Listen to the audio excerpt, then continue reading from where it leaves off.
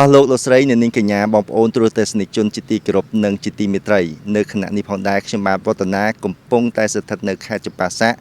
នៃប្រទេសឡាវហើយនៅក្នុងឱកាសនេះផងដែរ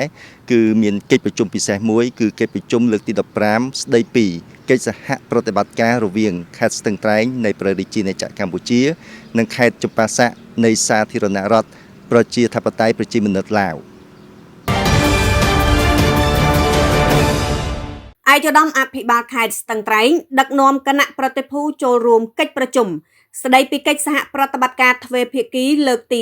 15នៅខេត្តចម្ប៉ាសាក់ប្រទេសឡាវនៅព្រឹកថ្ងៃទី11ខែមិនិនាឆ្នាំ2026តបតាមការអញ្ជើញរបស់ឯកឧត្តមសុកសវណ្ណវិល័យវង្សប្រធានគណៈកម្មាធិការរដ្ឋបាលខេត្តចម្ប៉ាសាក់នៃសាធារណរដ្ឋប្រជាធិបតេយ្យប្រជាមានិតឡាវឯកឧត្តមសសុពុត្រាអភិបាលនៃគណៈអភិបាលខេត្តស្ទឹងត្រែងនៃព្រះរាជាណាចក្រកម្ពុជាព្រមទាំងគណៈប្រតិភូខេត្តបានអញ្ជើញមកទស្សនកិច្ចខេត្តចម្ប៉ាសាក់និងចូលរួមកិច្ចប្រជុំស្ដីពីកិច្ចសហប្រតិបត្តិការទ្វេភាគី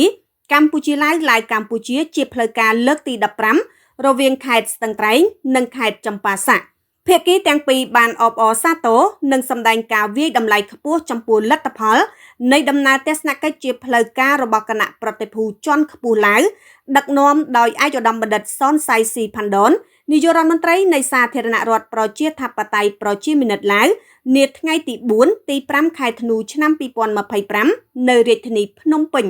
តបតាមការអញ្ជើញរបស់សម្ដេចមហាបវរធិបតីហ៊ុនម៉ាណែតនាយករដ្ឋមន្ត្រីនៃព្រះរាជាណាចក្រកម្ពុជាក្នុងពិធីចុះហត្ថលេខាលើកំណត់ហេតុរួមនៃកិច្ចប្រជុំនោះភាគីទាំងសងខាងបានបង្ហាញពីកិច្ចសហការឲ្យបានស្អិតរមួតពង្រឹងកិច្ចសហប្រតិបត្តិការយ៉ាងរឹងមាំរវាងខេត្តទាំងពីរបង្ក្រាបរាល់បទល្មើសឆ្លងដែនខុសច្បាប់គ្រប់ប្រភេទក្នុងនោះមានការយកចិត្តទុកដាក់ខ្ពស់លើអំពើភេរវកម្មការជួញដូរមនុស្សឆ្លងដែនបទល្មើសឆបោកតាមប្រព័ន្ធបច្ចេកវិទ្យា Online Scam រក្សាប្រពៃណីទំនៀមទម្លាប់និងវប្បធម៌ប្រវត្តិសាស្ត្រល្អរបស់ប្រទេសជាតិទាំងពីរក៏ដូចជាខេត្តទាំងពីរឲ្យកាន់តែល្អប្រសើរឡើងដោយកំណត់យកថ្ងៃសំខាន់របស់ជាតិឬពិធីបុណ្យប្រពៃណីផ្សេងដើម្បីផ្លាស់ប្ដូរសិល្បៈកីឡាតាមការបដូរវេនឬព្រឹត្តិការណ៍ផ្សេង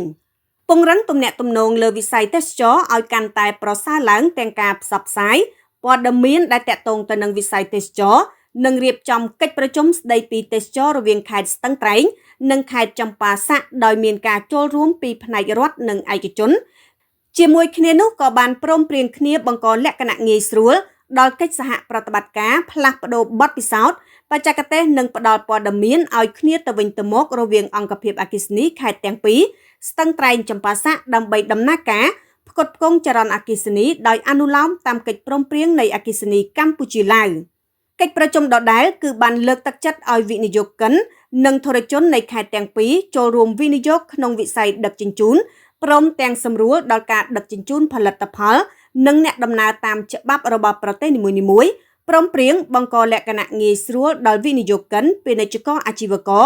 និងប្រជាជនក្នុងការដោះដូរផលិតផលកសិកម្មឧស្សាហកម្មខ្នាតតូចនិងសិប្បកម្មតាមតម្រូវការទីផ្សារស្របតាមច្បាប់នៃប្រទេសនីមួយៗ